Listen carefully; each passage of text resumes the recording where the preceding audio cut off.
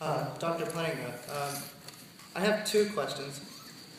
One, the sense I get from your speech is that it's okay or justified in some sense for the Christian scholar to presuppose his Christian beliefs when he goes out and does his scholarly work. So I have two questions about this, if that's a correct representation. Yeah. So first, how can this be justified?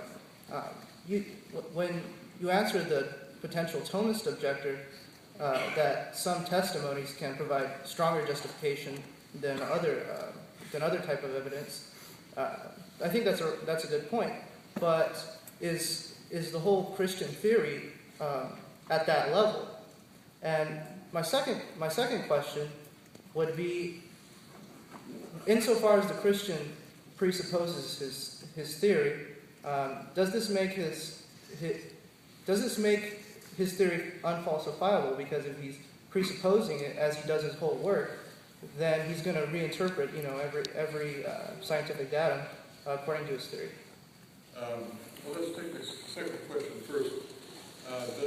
If I proceed in that way, does it make what unfalsifiable? My scientific suggestion or theory or hypothesis? No, the Christian theory. Christian beliefs. Yeah. Well, unfalsifiable. I guess it's hard for me to think of something that's going to convince me that Christian belief is false. I mean, it could certainly happen that people do lose their faith. It could happen to me too. I hope it doesn't. That I tend to think Christian belief is false. But I can't think of any kind of evidence that would make me think it's false. Just as I can't think of any kind of evidence that would make me think it's false that there's been a past. You and I think there's been a past. Well, I mean, is there something wrong with this belief if I can't think of any evidence that would make me give it up and say, well, no, there's never been a past? I can't think of anything like that. But I don't think that is a point against my belief. The idea that every belief that's got any sense to it has to be falsifiable, I don't see that there's a lot to be said for that. I mean, again, consider 2 + 1 = 3. What would convince you that that was false? It's pretty hard to say. You might say, well, I got 2 things, and I've got another thing, I put them together, and I got 4 things, and this happens over and over. Well, that wouldn't convince you that 2 + 1 = 3 is false. It's just something peculiar happened when you put these things together. There was kind of a multiplication happened. Another thing popped into existence that wasn't there before. You're not going to be able to think of anything that will falsify 2 + 1 = 3, or there's been a past, or there's an external world. But that doesn't mean there's anything wrong with those beliefs. So I can't think of anything that would convince me that Christian belief is false, but I don't see that that's a problem. So would that kind of tie into the first question I had? So that means you consider Christian belief to be on the same sort of epistemic level as those other beliefs that you mentioned?